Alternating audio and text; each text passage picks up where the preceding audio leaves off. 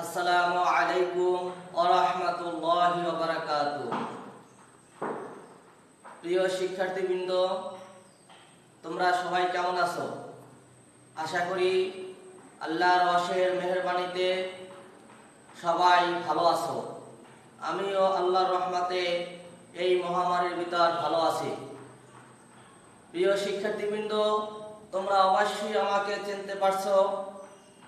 আমি মোহাম্মদ আল আমিন, ইবতেদায়ী জুনিয়র মৌলভী, কেশবপুর আল আমিন দাখিল মাদ্রাসা, শেয়াকাটি, পটুয়াখালী। প্রথমেই আমি আমার প্রিয় শিক্ষার্থীবৃন্দ এবং যারা এই লাইভে অংশগ্রহণ করেছেন কেশবপুর আল আমিন দাখিল মাদ্রাসা থেকে সকলকে জানাই স্বাগতম। প্রিয় শিক্ষার্থীবৃন্দ, আমি আজকে তোমাদের ইবতেদায়ী পঞ্চম শ্রেণীর গণিত বইয়ের পঞ্চম অধ্যায় থেকে তোমাদেরকে আজকে ক্লাস নিব। প্রিয় শিক্ষার্থীবৃন্দ, তোমাদের পাঠ্য বই এবং খাতা কলম নিয়ে তোমরা বসে যাও। প্রিয় শিক্ষার্থীবৃন্দ, প্রথমেই আমি তোমাদের মাঝে আজকের পাঠ সম্পর্কে আলোচনা করব। আজকের আমাদের পাঠ শিরোনাম হলো গুণিতক এবং গুণনীয়ক। আজকের পাঠ শিরোনাম গুণিতক ও গুণনীয়ক। গুণনীয়ক কি? গুণনীয়ক সম্পর্কে আমরা সর্বপ্রথম ধারণা নিব। যে সকল সংখ্যা, সেই সংখ্যা যে সংখ্যাগুলো দিয়ে প্রদত্ত সংখ্যাটিকে নিঃশেষে ভাগ করা যায়। গুণনীয়ক কোনটিকে বলা হয়? সেই সংখ্যা যে সংখ্যাকে প্রদত্ত সংখ্যা দিয়ে ভাগ করা যায়। এরপর হলো গুণিতক। কোনো একটি নির্দিষ্ট সংখ্যা দ্বারা যতগুলো সংখ্যা নিঃশেষে ভাগ করা যায় তাদের প্রত্যেককে ওই নির্দিষ্ট সংখ্যাটির গুণিতক বলা হয়। প্রিয় শিক্ষার্থী, কোনো একটি নির্দিষ্ট সংখ্যা দ্বারা যতগুলো সংখ্যা নিঃশেষে ভাগ করা যায় তাদের প্রত্যেকটিকে ওই নির্দিষ্ট সংখ্যার গুণিতক বলে। এবার লঘিষ্ঠ সাধারণ গুণিতক, জাস্ট লসাগু, যেটাকে বলা হয় লসাগু। দুই বা ততোধিক সংখ্যার মধ্যে সবচেয়ে ছোট সাধারণ গুণিতক লঘিষ্ঠ সাধারণ গুণিতক বলে। আমার একটা রাশির ভিতর অনেকগুলো সংখ্যা থাকবে, সেইটার ভিতর থেকে দুই বা ততোধিক রাশি সংখ্যার মধ্যে সবচেয়ে ছোট সাধারণ গুণিতকটা হবে আমার লঘিষ্ঠ সাধারণ গুণিতক। প্রিয় শিক্ষার্থীবৃন্দ, তোমরা সকলেই বোর্ডে লক্ষ্য করো যে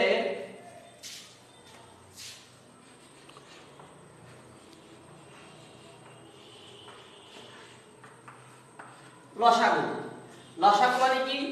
লসাগু শব্দের অর্থ হলো লঘিষ্ঠ সাধারণ গুণিতক।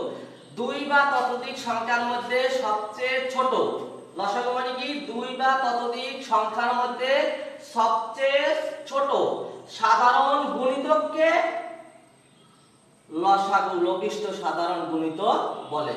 এবার দেখো আমরা সেটা কিভাবে, সবচেয়ে ছোট সংখ্যাটা কিভাবে আমরা বাই করব। দেখো, 1 নম্বর অঙ্ক 15 এবং 21, এটা আমরা লসাগু করব। 15 এবং 21। প্রিয় শিক্ষার্থী, এখানে 15 এবং 21 আমরা সবসময় ছোট সংখ্যা থেকে ভাগ করতে আমরা বড় সংখ্যা পর্যন্ত যাব। যেমন এখানে আমার 15 আছে আর 21 আছে, দুইটা সংখ্যাই আমার হচ্ছে বিজোড় সংখ্যা। তাহলে আমরা বিজোড় সংখ্যার ভিতর সবচেয়ে ছোট সংখ্যাটি কত? 1 এর পর আছে 3। তাহলে আমরা উভয় পক্ষে 3 দ্বারা ভাগ করব। দেখো, 3 দ্বারা যদি 15 ভাগ করি কয়বার যায়? 3 × 5 = 15। 3 দ্বারা যদি 21 এর ভাগ করি কত? 3 × 7 = 21। এখন দেখো, আমার দ্বিতীয় ধাপে যখন আসছি 5 এবং 7, এখানে 5 এবং 7 একে 1 ব্যতীত অন্য কোনো সংখ্যা দ্বারা ভাগ করা যায় না। 1 ছাড়া অন্য কোনো সংখ্যা দ্বারা 5 এবং 7 কে ভাগ করা যায় না। তাহলে প্রত্যেক ক্ষেত্রে অবভাগশেষ থাকে। তাহলে আমরা জানলাম তাহলে 5 এবং 7 এটা হলো মৌলিক সংখ্যা। এই সংখ্যা দুটাকে কি করা যাবে না, ভাঙানো যাবে না। যদি ভাঙানো না যায় তাহলে আমরা অতএব নির্ণয়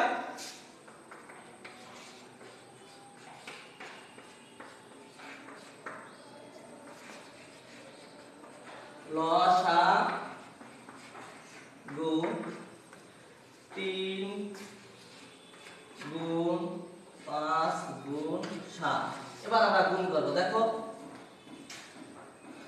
3 ৫ 15, 3 ৫ 15, 7 15 105। তাহলে আমরা একটি নির্দিষ্ট সংখ্যা পেয়ে গেছি। গুণিতক সবচেয়ে সংখ্যার মধ্যে সবচেয়ে ছোট সাধারণ গুণিতককে লঘিষ্ঠ সাধারণ গুণিতক বলে। তাহলে আমরা পাইলাম কত, উত্তর দাঁড়ায় কত আমাদের 105। প্রিয় শিক্ষার্থী কিন্তু আবার একটু লক্ষ্য করো, যেমন আমার অঙ্কটি আছে 15,21। তাহলে আমরা এখানে 15 এবং 21 দুটোটাই আমার বিজোড় সংখ্যা। তাহলে আমরা দুটোটাকে আমরা 3 দ্বারা ভাগ করব, কেননা বিজোড় সংখ্যা যেহেতু, তাহলে আমরা বিজোড় সংখ্যা দ্বারা ভাগ করব। বিজোড় সংখ্যা দিয়ে ভাগ করতেছি। 3 দ্বারা যদি 15 ভাগ করি 3 5 15, 3 দ্বারা যদি 21 ভাগ করি 3 7 21। তাহলে আমরা পেলাম এখন 5 এবং 7 দুইটা সংখ্যা আছে। দুটি সংখ্যা হইছে মৌলিক সংখ্যা। মৌলিক সংখ্যা বলতে কি, যে সংখ্যাকে এক ছাড়া অন্য কোনো সংখ্যা দ্বারা ভাগ করা যায় না। তাহলে আমরা এখন আর আমার ভাগ করা যায় না, ভাঙানো যায় না। তাহলে আমরা অতএব নির্ণয় লসাগু দ্বারা কত, 3 5 7, 3 5 7, 3 5 15, 7 15 105। তাহলে আমার উত্তর দাঁড়ায় কত, 105। প্রিয় শিক্ষার্থীবৃন্দ, তোমরা অবশ্যই অঙ্কটি বুঝতে পারছো। প্রিয় শিক্ষার্থী, এবার তোমাদেরকে আমি বাড়ির কাজ দেব।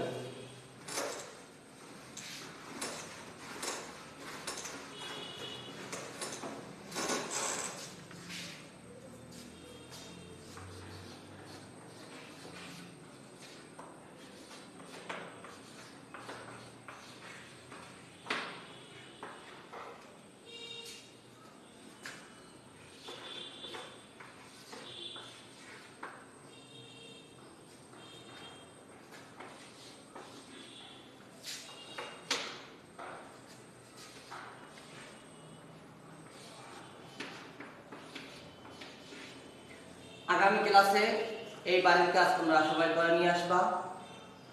প্রত্যেকেই অবশ্যই অঙ্কটি বুঝতে পারছো। আশা করি তোমরা বাড়িতে বসে এই কাজগুলি, বাড়ির কাজ করতে পারবা। এই আশা ব্যক্ত রেখে আমার আজকের ক্লাস শেষ করলাম। আসসালামু আলাইকুম। সবাই ভালো থাকো।